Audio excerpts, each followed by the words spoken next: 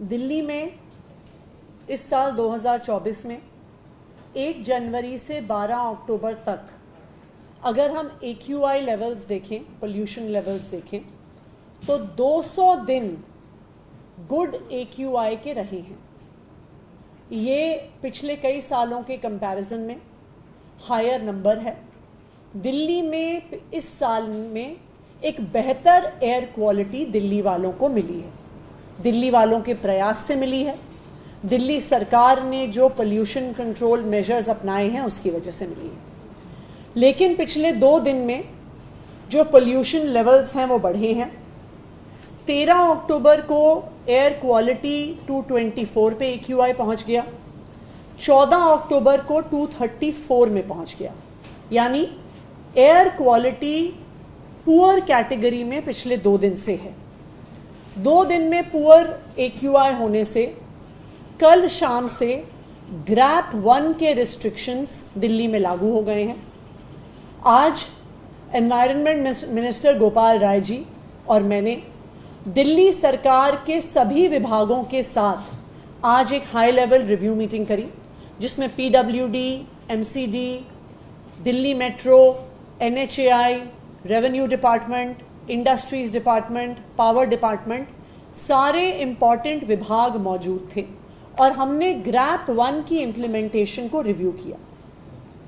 Grab 1 की implementation में एक बहुत महत्वपूर्ण हिस्सा है कंस्ट्रक्शन साइट्स पे डस्ट मिटिगेशन।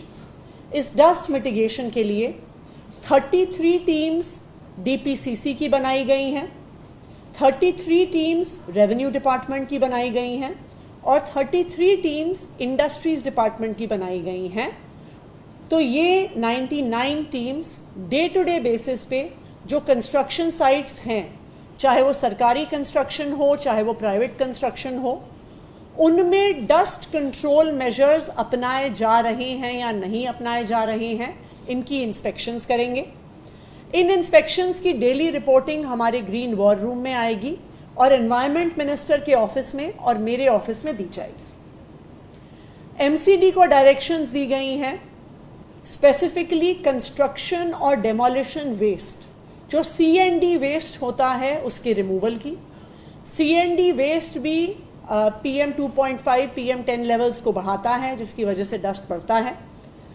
MCD द्वारा CND वेस्ट को हटाने के लिए 79 टीम्स हैं जो दिन में काम करेंगी, उसके अलावा 75 टीम्स हैं जो रात को काम करेंगी कंस्ट्रक्शन एंड डेमोलिशन वेस्ट को हटाने के लिए। MCD का दूसरा इंपॉर्टेंट मैंडेट है ओपन बायोमास वेस्ट बर्निंग को रोकने का।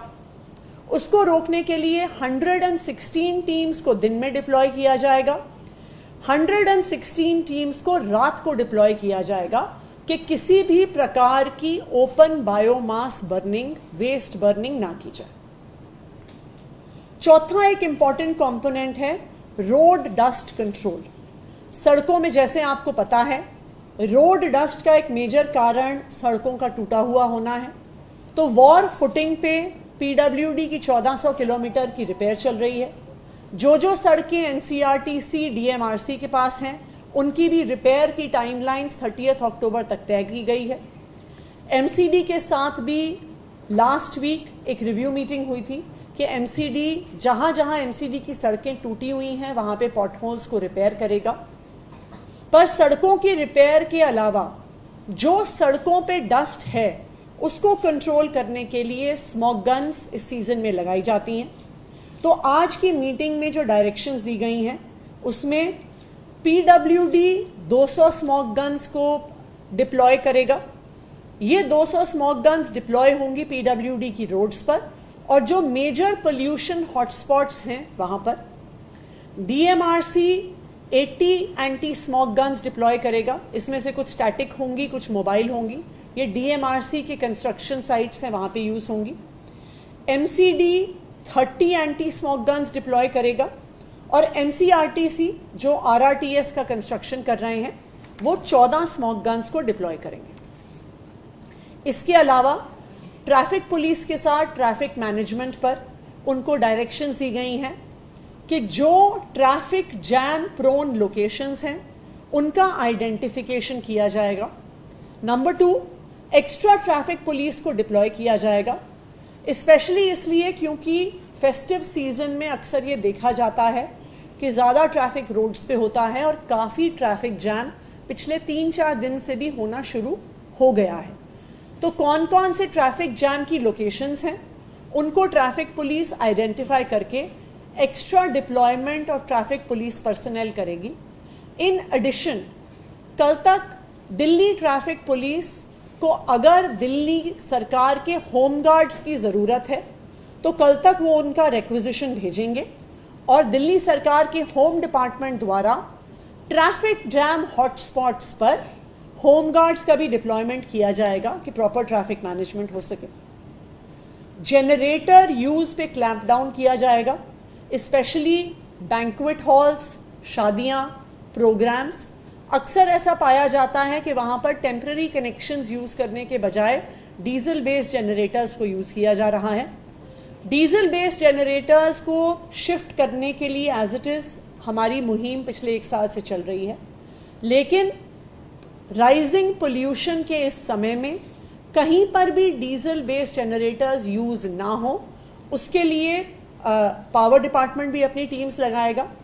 दूसरा, पावर डिपार्टमेंट को डायरेक्शंस दी गई हैं कि डिस्कॉम से और डीईआरसी से बात करके इन 3 महीने के लिए जब पोल्यूशन लेवल हाई होता है, टेम्पररी कनेक्शन के चार्जेस को रिड्यूस किया जाना भी पावर डिपार्टमेंट एक्सप्लोर करेगा। Because one of the reasons Y generators को लोग यूज करते हैं क्योंकि टेम्पररी कनेक्शन ज़्यादा महंगे होते हैं डीजल बेस्ड जनरेटर्स से। तो इसलिए टेम्पररी कनेक्शन के चार्जेस को 3 मंथ्स के लिए पोल्यूशन रिडक्शन मेजर के लिए रिड्यूस करने को भी एक्सप्लोर किया जाएगा। एंड लास्टली, एक अवेयरनेस ड्राइव चलाई जाएगी जिसमें हम पब्लिक से अपील करेंगे कि वो ज़्यादा से ज़्यादा कारपूल का उपयोग करें। हम पब्लिक से अपील करेंगे कि आने वाली दिवाली पर पटाखे ना यूज़ किए जाएं, पटाखे ना चलाए जाएं।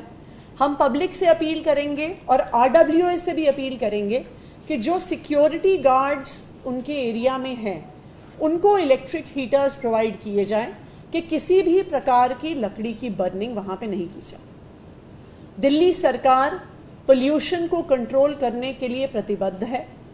जहाँ जहाँ पर भी टीम्स की डिप्लॉयमेंट है, चालान्स करने की आवश्यकता है, वो की जाएगी।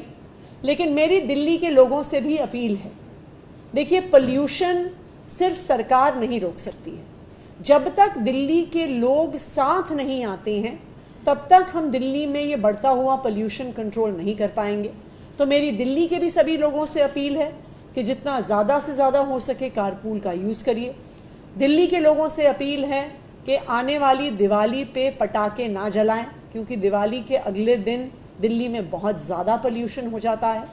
और ये इंश्योर करें कि कहीं पर भी अपना CND वेस्ट ना डालें, कहीं पर भी कूड़ा ना जलाएं, और कहीं पर भी आप ऐसी पोल्यूटिंग एक्टिविटी देखें तो हमारी जो ग्रीन दिल्ली ऐप है उस पर रिपोर्ट करें कि हम उस पर तुरंत क्लैंप डाउन कर सकें। अब मैं रिक्वेस्ट करूंगी कि गोपाल जी को कि वो भी अपनी बात रखें। दिल्ली सरकार दिल्ली के अंदर प्रदूषण को कंट्रोल करने के लिए पहले से ही 21 सूत्री विंटर एक्शन प्लान पे काम कर रही है। दिल्ली के अंदर हमने ग्रीन वार रूम का संचालन शुरू कर चुके हैं। हम लोग ग्रीन दिल्ली ऐप हमने लॉन्च किया है। दिल्ली के अंदर जितनी पराली की घटनाएं होती हैं उसको कंट्रोल करने के लिए बायो डीकम्पोजर का छिड़काव दिल्ली के अंदर हम लोग शुरू कर चुके हैं। अब चूंकि धीरे धीरे जैसा पहले से पूर्वानुमान था कि हवा की गति कम होने से, बारिश बंद होने से और टेम्परेचर डाउन होने से जब मौसम विपरीत होता है तो प्रदूषण का स्तर बढ़ने लगता है, AQI बढ़ने लगता है। और उस 200 के पार जाने के बाद ग्रैब का पहला चरण लागू हुआ है। उसको कैसे इम्प्लीमेंट किया जाए इफेक्टिवली, उसके लिए आज मुख्यमंत्री जी के अध्यक्षता में सभी महत्वपूर्ण विभागों के उच्च अधिकारियों के साथ बैठक हुई है और खास तौर से इम्प्लीमेंटेशन को फोकस करने के लिए डायरेक्शन सभी विभागों को दिया गया है। लेकिन जैसा आपसे मैं बार बार कहता हूं कि दिल्ली के अंदर जो पोल्यूशन है वो केवल दिल्ली का नहीं है, दिल्ली के चारों तरफ से दिल्ली का पोल्यूशन जो है वो बढ़ता है। दिल्ली से ज्यादा बाहर से पोल्यूशन दिल्ली के लोगों को झेलना पड़ता है, और इसलिए चूंकि समस्या ज्वाइंट है, समस्या सामूहिक है, तो समाधान भी सामूहिक हो सकता है। इसीलिए ग्रैब का जो CAQM ने जो रूल जारी किया है वो दिल्ली के लिए नहीं, पूरे NCR में उत्तर प्रदेश, हरियाणा, राजस्थान का जो इलाका है वहां भी इसको लागू करना है। लेकिन हर बार हम देखते हैं कि दिल्ली सरकार आगे बढ़ करके इंप्लीमेंटेशन के लिए काम करती है, लेकिन हमारे चारों तरफ उसका इंप्लीमेंटेशन जो है वो नहीं होता है। दिल्ली में हमारी सरकार है, लेकिन दिल्ली के चारों तरफ भाजपा की सरकार है। एक तरफ उत्तर प्रदेश में भाजपा की सरकार है, दूसरे तरफ हरियाणा में भाजपा की सरकार है, उधर राजस्थान में भाजपा की सरकार है, और केंद्र में भाजपा की सरकार है। दिल्ली चारों तरफ से भारतीय जनता पार्टी के सरकारों पर निर्भर है। मैं चूंकि अब AQI का स्तर बढ़ रहा है, मैं भारतीय जनता पार्टी के सभी सरकारों से निवेदन करना चाहता हूं कि जैसे दिल्ली में आज मुख्यमंत्री जी की अध्यक्षता में बैठक करके ग्रैब को इंप्लीमेंट करने के लिए रणनीति बनी है, उसी तरह से केंद्र सरकार जो हमारे पड़ोसी राज्य हैं, उत्तर प्रदेश, हरियाणा और राजस्थान जो NCR के अंदर आते हैं, उनकी भी बैठक सुनिश्चित करे और इसको इंप्लीमेंटेशन पे फोकस किया जाए। जैसे ग्रैब में है ईंट भट्ठों का पोल्यूशन, वो जब तक उत्तर प्रदेश की सरकार, हमारी पड़ोसी सरकार एक्टिव नहीं होगी, दिल्ली सरकार इंप्लीमेंट नहीं कर सकती है। जैसे है 24 घंटे पावर सप्लाई, दिल्ली में हम दे रहे हैं लेकिन गाजियाबाद और गुड़गांव में नहीं मिल रहा है, इसलिए जनरेटर वहां चलते हैं, उसका पोल्यूशन हमारे पास आता है। डस्ट का जो पूरा पोल्यूशन है वो हमारे ऊपर हमें झेलना पड़ता है। पराली का जो पोल्यूशन है वो हमें झेलना पड़ता है।